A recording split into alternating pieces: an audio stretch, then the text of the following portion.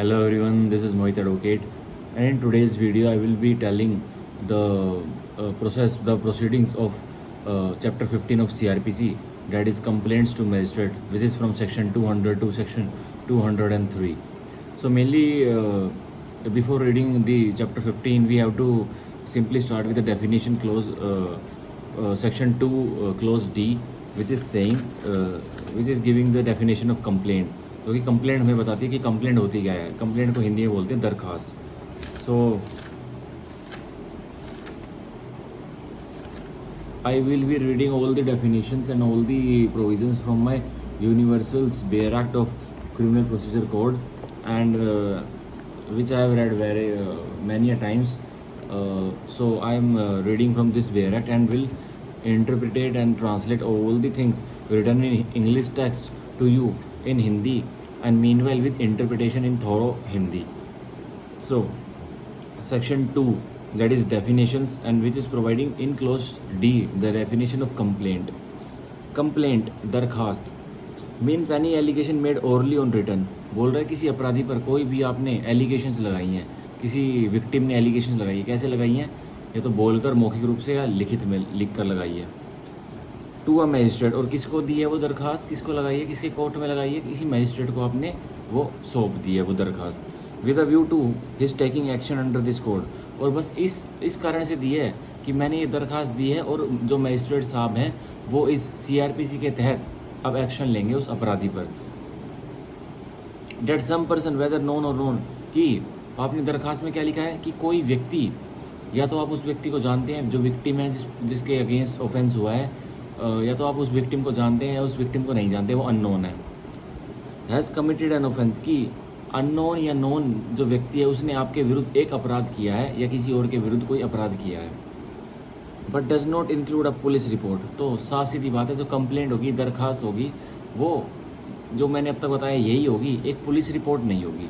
मतलब जो police station में जाके रिपोर्ट होती है, जो पुलिस ऑफिसर्स लिखते हैं, वो रिपोर्ट नहीं आएगी 2D में. अब 2D की एक्सप्लेनेशन बहुत इंपॉर्टेंट है, जो कि बहुत कन्फ्यूजिंग भी है और बहुतों को कन्फ्यूज़ करती है. अब इसका इंटरप्रिटेशन निकालते हैं कि ये क्या कहती है. कहती है a report made by a police officer in a case which discloses. तो कह रहा है एक रिपोर्ट बनाई है पुलिसकर्मी ने एक मुकदमे में जो डिस्क्लोज कर रही है, क्या आगे बढ़ी, after investigation the commission of non cognisable offence. जांच पड़ताल करने के बाद कि ये अपराध तो जिसमें मैंने इन्वेस्टिगेशन कर दी है तो नॉन कोग्निजेबल ऑफेंस था, ये तो ऐसा ऑफेंस था जिसमें मजिस्ट्रेट से पहले ऑर्डर लेना था और ऑर्डर नहीं लिया. Shall be deemed to be a complaint, तो उसको भी हम कंप्लेंट मान लेंगे. And the police officer by whom such report is made shall be deemed to be the complaint, और जिस पुलिस कर्मी ने वह जांच पड़ताल करके रिपोर्ट बनाई है उसको हम उस कंप्लेंट का कंप्लेनेंट मान लेंगे.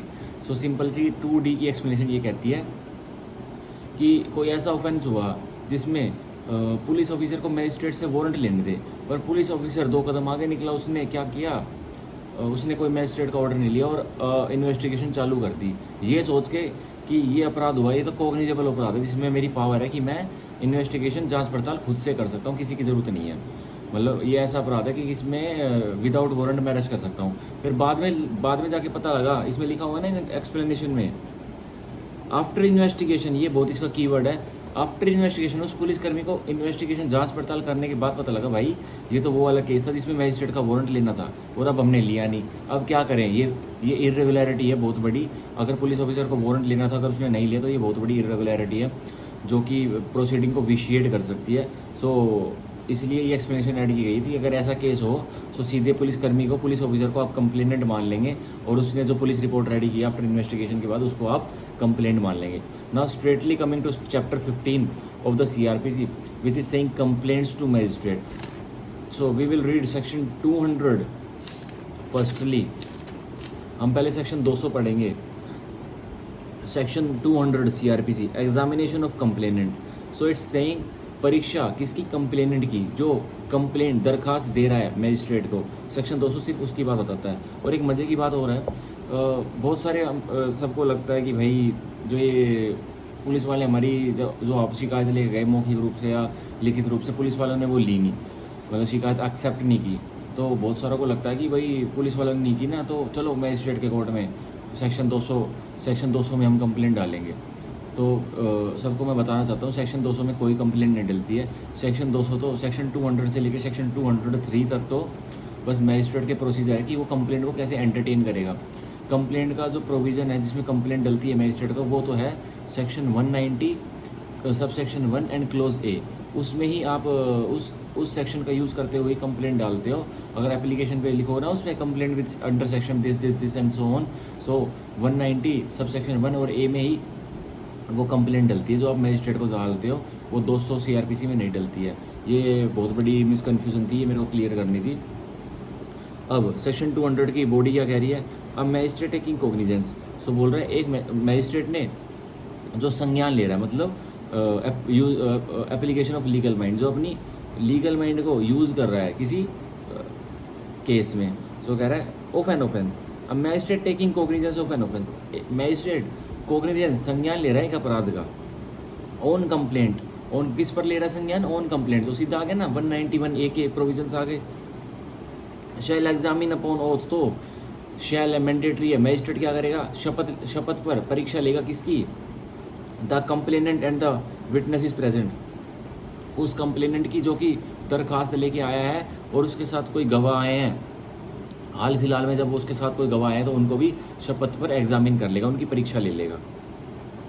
And shall B if any, अगर कोई गवाह आए हैं, प्रेजेंट विटनेस है, अगर कोई है तो उनको भी ले लेगा, ये कह रहा है if any. And the substance of such examination shall be reduce to writing, और कह रहा है फिर जो शपथ में मैजिस्ट्रेट ने परीक्षा ली कंप्लेनेंट की और उन गवाहों की, तो जो उसकी सब्सटेंस, जो उसका मैटर निकल के आया, उसको लिखित कर लेगा मैजिस्ट्रेट साहब, ठीक है। And the shall be reduce to writing and shall be signed by the complainant and the witnesses, और फिर जो जिस कागज़ पर लिखित होगी और जो परीक्षा लेगा मैजिस्ट्रेट, तो उस कागजात पर फिर सिग्नेचर करेगा कौन, हस्ताक्षर करेगा कौन, कंप्लेनेंट और वो गवाह जो कि प्रेजेंट थे उस टाइम, जिस टाइम मैजिस्ट्रेट ने उनकी परीक्षा ली, और वो भी शपथ पर। And also by the magistrate, और मैजिस्ट्रेट भी फिर उस पर कंप्लेंट पर साइन कर देगा, अपने हस्ताक्षर कर देगा। ये सेक्शन 200 था। अब सेक्शन 200 का प्रोवाइजो बोलता है provided that when the complaint is made in writing the magistrate need not examine the complainant and the witness, तो बोल रहा है कि भाई कंप्लेनेंट जिसके विरुद्ध ऑफेंस हुआ था, जो कोई जानकारी दे रहा है, दरखास्त लगा रहा है, वो पहले से अपने घर से अपने वकील से लिखवा के लाया था कंप्लेंट दरख्वास्त, तो कह रहा है, और राइटिंग में थी, लिखित लिखवा के लाया था, तो ऑब्वियसली राइटिंग में थी, तो कह रहा है अब मैजिस्ट्रेट की मर्जी है, करे तो करे, अब ना करे एग्जामिन, परीक्षा उसकी कंप्लेनेंट की और गवाहों की, कोई दिक्कत नहीं है। अब क्लोज ए, प्रोवाइजो का क्लोज ए बोलता है इफ़ अ पब्लिक सर्वेंट, और इन्हीं केस में नहीं करेगा, if a public servant acting of or purporting to act in the discharge of his official duties or a court has made a complaint, अगर कह रहा है किसी अदालत ने कंप्लेंट भेजी है उस मैजिस्ट्रेट के पास, तो उस अदालत के कोई ऑफिसर को जो कंप्लेंट लेके आया है उसको एग्जामिन नहीं करेगा, उसकी मर्जी है मैजिस्ट्रेट की, तो वो तो लिखित में लेके आएगा ओबियसली। सो ये प्रोवाइजो का सब हेड ये इसलिए ये बोलता है कि आपको पता है भाई अपराध में भी जैसे अदालत में भी बैठे बैठे ऑफेंसेस हो जाते हैं, कैसे होते हैं, जैसे किसी पर्टिकुलर मुकदमे में कोई गवाह को बुलाया और वो झूठी गवाही दे रहा है, तो हुआ ना मुकदमा झूठी गवाही देने का, परजरी का, of giving of false evidences, सीधा ऑफेंस हो गया ये तो। चैप्टर उसका सेक्शन 191 से लेके सेक्शन 229A तक हो गया ना ये ऑफेंस उसमें IPC में। सो इसीलिए बोल रहा है कि अगर कोर्ट का कोई कर्मचारी, अदालत का कोई कर्मचारी आपके पास दरखास्त लेके आया कि भाई हमारे इस क्षेत्रफल में और आपका क्षेत्रफल लगता है, आप इसके इलाका मैजिस्ट्रेट हो, तो आप ये कंप्लेंट को देखो, तो कह रहा है उनको एग्जामिन नहीं करेगा, नीड नोट, उसकी अदालत की मर्जी है। अब भी कह रहा है if the magistrate make over the case for inquiry or trial to another magistrate under section 192, so कह रहा है 192 अंडर सेक्शन 192 में मेक ओवर केसेस होते हैं, केसेस को, मुकदमों को मेक ओवर किया जाता है। मतलब मेक ओवर का सीधा सीधा मतलब है कि एक मैजिस्ट्रेट ने दूसरे मैजिस्ट्रेट को ट्रांसफ़र कर दिया केस, सो ये इनको बोलते हैं मेक ओवर की, उसने मेक ओवर कर दिया केस को। तो कह रहा अगर उसको मेक ओवर ही करना है तो भाई क्यों ही उसको कंप्लेनेंट को और गवाहों को एग्जामिन करेगा, मतलब उसकी परीक्षा लेगा, कह रहा कोई ज़रूरत नहीं है। अब सेकंड प्रोवाइजो सेक्शन 200 का बोलता है provided further that if the magistrates make over the case to another magistrate, तरह बताया गया है कि अगर मैजिस्ट्रेट मेक ओवर करता है मुकदमे को किसी दूसरे मैजिस्ट्रेट को अंडर सेक्शन 192, वही सेक्शन 192 के अंतर्गत, after examining the complainant and the witnesses, और कह रहा है पर प्रोवाइजो 2 में कह रहा है कि वो पहले वाला मैजिस्ट्रेट परीक्षा ले लेता है किसकी, कंप्लेनेंट की और गवाहों की। The later magistrate need not re examine them, कह रहा है अब उसकी लेटर जो जिसको मेक ओवर होगा केस, अब उसकी मर्जी है कि वो उनको री एग्जामिन, उनकी दोबारा से परीक्षा ले या ना ले, उसकी मर्जी है, जो जिसको केस मेक ओवर होने वाला था, जो मतलब सब्सिक्वेंट जज था, मैजिस्ट्रेट था, उसकी मर्जी है, ठीक है, ये है। अब सेक्शन 200 पूरा ऐसे होता है। अब सेक्शन 201 के हम प्रोविजंस पढ़ते हैं, जो कि बोलता है procedure by magistrate not competent to take cognizance of cases. कह रहा है अब उन मुकदमों में क्या प्रक्रिया है जब मैजिस्ट्रेट सक्षम नहीं है। सक्षम क्यों नहीं है? क्योंकि वो कोग्निजेंस, वो संज्ञान ही नहीं ले सकता उन मुकदमों का। ये सेक्शन 201 कह रहा है सीआरपीसी का। It's saying if the complaint is made to a magistrate who is not competent to take cognizance of an offence of the offence he shall. तो कह रहा है एक दरखास्त दी गई है एक ऐसे मैजिस्ट्रेट को, एक ऐसे जज साहब को जो कि सक्षम ही नहीं है कोग्निजेंस, संज्ञान लेने के लिए उस मुकदमे का, तो वो आगे क्या करेगा? तो कह रहा है ही शैल, कह रहा है मैंडेटरी, इसको करना ही पड़ेगा मैजिस्ट्रेट को। A if the complaint is in writing return it for presentation to the proper court. So कह रहा है अगर दरखास्त लिखित में आई है तो उस दरखास्त को कंप्लेनेंट को वापस कर देगा और बोलेगा कृपया करके तुम इस कंप्लेंट को प्रॉपर कोर्ट में जो तुम्हारा सही अदालत है उसमें लगाइए, मेरे पास मत लेके आइए।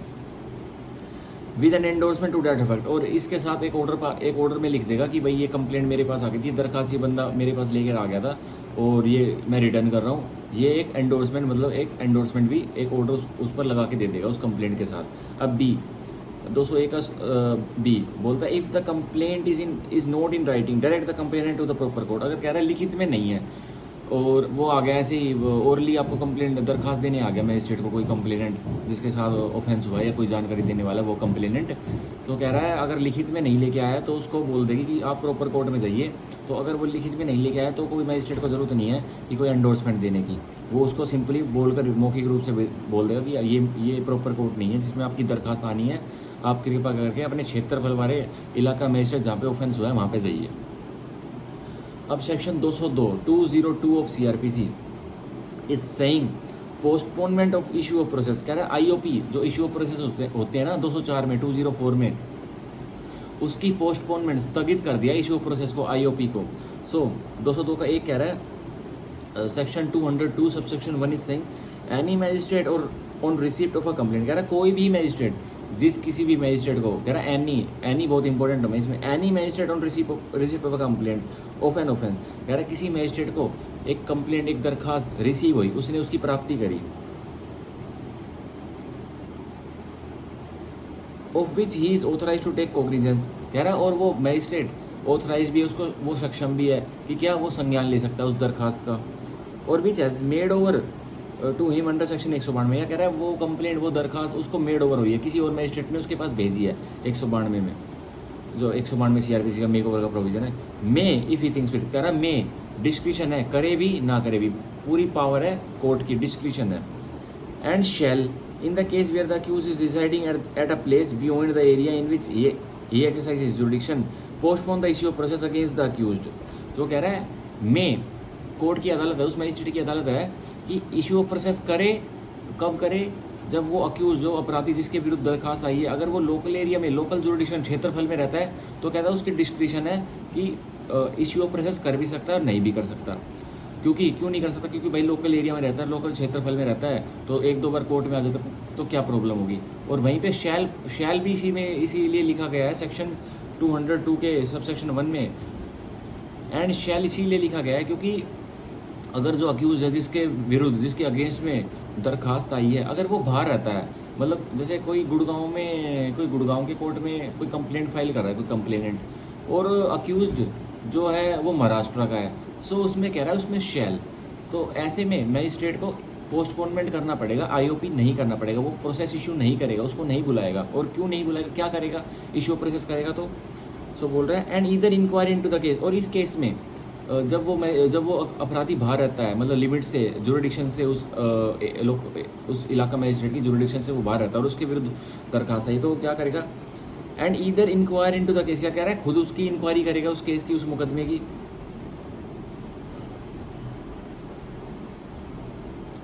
और direct an investigation to be made by police officer. अब कह रहा है निर्देश दे देगा एक पुलिसकर्मी को कि तुम जांच पड़ताल करो इस मुकदमे की, और by such other person as he thinks. कह रहा है किसी और व्यक्ति से भी जांच पड़ताल करवा सकता है, कोई ज़रूरी नहीं है पुलिसकर्मी से करवाए। वो कल को मेरे को कह दे कि तुम जाके जांच पड़ताल करो, मैं आपको ऑथोरिटी दे रहा हूँ, तो मैं भी बन जाऊँगा, मैं भी जांच पड़ताल करने लग जाऊँगा। कह रहा है ये for the purpose of deciding whether or not there is sufficient ground for proceeding. बस जांच पड़ताल क्यों करवाएगा वो मैजिस्ट्रेट इस मैटर में? बस ये देखने के लिए कि सफिशिएंट ग्राउंड उचित आधार बन रहे हैं कि मैं आईओपी करूं, मैं इश्यू प्रोसेस करूं 204 में, बस ये देखने के लिए वो इंक्वायरी करवाएगा और इन्वेस्टिगेशन जांच पड़ताल करवाएगा मैजिस्ट्रेट की भाई मैं आईओपी करूंगा, किसी बंदे को इतनी दूर से महाराष्ट्र से बुलाऊंगा तो कोई सफिशिएंट ग्राउंड्स, कोई उचित आधार बन रहे हैं तभी तो बुलाऊंगा उसे। तो ये 202 का एक कह रहा है। अब 202 सबसेक्शन 1 का प्रोवाइजो बोल रहा है provided at no such directions for investigation shall be made. तो कह रहा है बिल्कुल भी ऐसी डायरेक्शन निर्देश नहीं दिए जाएंगे जो ऊपर मैंने अभी बताया इन केसेस में। A where it appears to the magistrate that the offence complaint of his tribal exclusively by court of session. कह रहा है जब मैजिस्ट्रेट जिसके पास दरखास्त आई है उसको तो लग रहा है कि भाई इसमें तो धारा ऐसी ऐसी लिख रखी है, ये धारा तो मैं सीधा इसको केस को कमिट करूँगा और किसको कमिटल में भेजूँगा, कोर्ट ऑफ सेशंस को, सत्र न्यायालय को। और तो बी कह रहा है अब प्रोवाइजो का बी कह रहा है where the complaint has not been made by a court. कह रहा है जहाँ कंप्लेंट जहाँ दरखास्त एक अदालत ने नहीं दी है, तो साफ सीधी बात है किसने दी है, एक पब्लिक ऑफिसर किसी सरकारी कर्मचारी ने वो दरखास्त दी है, ठीक है ना, तो वो प्राइवेट इंडिविजुअल वो एक सरकारी कर्मचारी ने दरखास्त दी है प्रोवाइजो के सब हेड बी में। तो सो it's saying unless the complainant and the witness is present. तो कह रहा है एक्सेप्शन है, अगर सरकारी कर्मचारी ने दरखास्त दी है तो कब करेगा आईओपी, जब तक कि वो कंप्लेनेंट जो सरकारी कर्मचारी वो दरखास्त दे रहा है वो और उसके गवाह प्रेजेंट हैं, हाजिरी में हैं, इफ़ एनी अगर हैं तो हैव बीन एग्जामिन, तो वो सरकारी कर्मचारी को उसकी परीक्षा कर ली गई है मैजिस्ट्रेट द्वारा ऑन ओथ शपथ पर अंडर सेक्शन 200, सेक्शन 200 के अंतर्गत जो ऊपर बताया था अभी। सो कह रहा है कोर्ट ऑफ सेशन में केस जाना है तो कोई नीड नहीं है आपको वो करने की, इश्यू ऑफ प्रोसेस करने की, ठीक है, और इंक्वायरी करवाने की। अगर बी और ये कह रहा है कि अगर किसी पब्लिक ऑफिसर ने अगर वो दी है दरख्वास्त दी है तो कह रहा है फिर ज़रूरी है आप पब्लिक ऑफिसर उस कंप्लेनेंट जो कंप्लेनेंट बना हुआ है सरकारी कर्मचारी जो कंप्लेंट डालता है उसकी आप करोगे एग्जामिनेशन, उसकी परीक्षा लोगे और उसमें कोई अपने गवाह पेश किए हुए हैं उस टाइम जो सेक्शन 200 में भी मैंने बताया था, तो कह रहा है उसके तो करोगे फिर ही आप इश्यू ऑफ प्रोसेस करोगे 204 में। और 202 का 2 सेक्शन 202 सब सेक्शन 2 क्या बोलता है, in any inquiry under sub section 1। तो कह रहा है कोई इंक्वायरी चल रही है, जांच चल रही है सब सेक्शन 1 में 202 के, the magistrate may if he thinks fit take evidence of witnesses on oath. तो कह रहा है अगर मैजिस्ट्रेट को उचित लगता है तो गवाहों के गवाही ले लेगा शपथ पर, तो गवाही भी ले लेगा मैजिस्ट्रेट, ठीक है, कोई इंक्वायरी चल रही है उसके दौरान ही। अब सेक्शन 202 का सब सेक्शन 2 का प्रोवाइजो बोलता है provided that if it appear to the magistrate that the offence is complaint of his tribal exclusively by court of session. बताया गया है मैजिस्ट्रेट को यह लगता है कि भाई जो ऑफेंसेस की कंप्लेंट हुई, जिन अपराध की कंप्लेंट करी है इस कंप्लेनेंट ने, ये तो exclusively tribal bye court of session वाले ऑफेंसेस हैं, अपराध हैं कि इनको तो भाई आगे कमिट करना ही पड़ेगा, सशस्त्र न्यायालय में भेजना ही पड़ेगा। He shall call upon the complainant to produce all his witnesses and examine them on oath। सो कह रहा है अगर कोर्ट ऑफ सेशन में अगर वो केस भेजना है, क्योंकि मैजिस्ट्रेट को लग जाता है कि भाई ये मेरे बस की इनमें पनिशमेंट देना नहीं रहेगा, मैं तो कमिट करूँगा केस को। सो कह रहा है अब उसके लिए ज़रूरी हो जाता है क्या कि भाई अब केस को सॉलिड तरीके से डील किया जाए और अब सारे जो भी कंप्लेनेंट है उसको तो बिल्कुल अच्छे तरीके से अब उसकी परीक्षा, उसकी एग्जामिनेशन होगी और उसके जितने भी गवाह वो प्रोड्यूस कर सकता है, प्रस्तुत कर सकता है अदालत में उस मैजिस्ट्रेट की। तो कह रहा है हर गवाहों की भी एग्जामिनेशन होगी, हर गवाहों की परीक्षा होगी, तभी वो ये करेगा, ठीक है, क्योंकि ये भाई कोर्ट ऑफ सेशन में जाने हैं इसलिए। अब 202 का सब सेक्शन 3 क्या बोलता है if N investigation under sub section 1, कह रहा है वही 202 के सब सेक्शन 1 में इन्वेस्टिगेशन चल रही है, जांच पड़ताल चल रही है, is made by a person not being a police officer. और इन्वेस्टिगेशन कौन कर रहा है, एक व्यक्ति जो कि पुलिस ऑफिसर नहीं, पुलिसकर्मी नहीं है, तो ऑब्वियसली कौन है वो, प्राइवेट आदमी है, कोई प्राइवेट पर्सन इन्वेस्टिगेशन कर रहा है, जिसको अदालत ने मेरे जैसे को बोला था कि आप इन्वेस्टिगेशन कर दो, वो पावर दे सकता है। He shall have for that investigation all the powers conferred by this court. तो कह रहा है उसके पास जो प्राइवेट व्यक्ति इन्वेस्टिगेशन जांच पड़ताल कर रहा है कंप्लेंट केस की, तो उसके पास वो सारी शक्तियाँ आ जाएंगी जो इस सीआरपीसी ने दी हुई है, किसको, on an officer in charge of the police station, एक एसएचओ को, जो 3 स्टार वाला इंस्पेक्टर होता है ना, जो उसको शक्तियाँ दी हुई हैं इस कोर्ट ने, सीआरपीसी ने, उसके पास, कॉमन आदमी के पास, प्राइवेट पर्सन के पास वो शक्तियाँ आ जाएंगी। एक्सेप्शन क्या है, the power to arrest without warrant. कह रहा है फिर भी, लेकिन वो शक्तियाँ तो आ जाएंगी, लेकिन फिर भी विदाउट वारंट, मैजिस्ट्रेट के वारंट के बिना वो गिरफ्तारी नहीं कर सकता उस व्यक्ति की, ठीक है। ये सीधा सेक्शन 202 बताता है।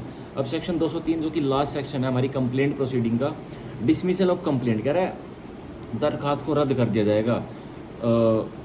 जाएगा कंप्लेंट को जो कंप्लेनेंट ने दी है। तो बोल रहा है if after considering the statements on oath if any of the complainant, कह रहा है देखने के बाद, अच्छी तरह से विचार विमर्श करने के बाद, वो कथन जो कि शपथ पे लिए गए थे, किसके, अगर लिए भी गए थे तो किसके, कंप्लेनेंट के जिसने दरख्वास्त दी थी उसके या उसके गवाहों के।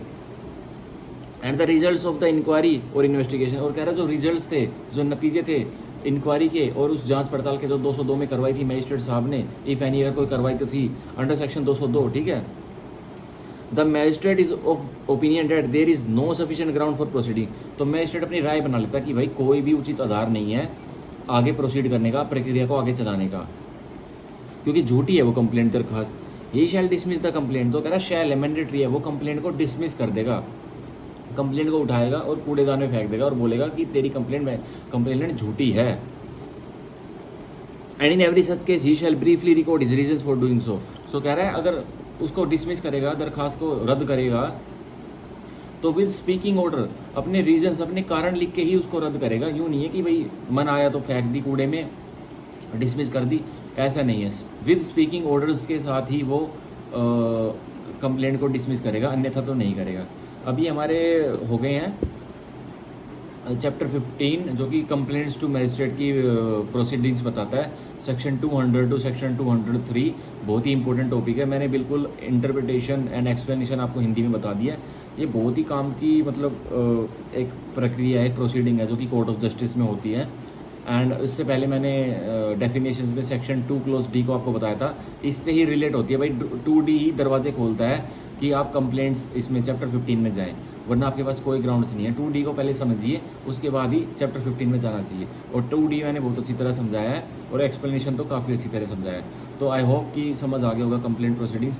अगर आ गया है तो कमेंट वगैरह करके बता देना और like and subscribe. Thank you.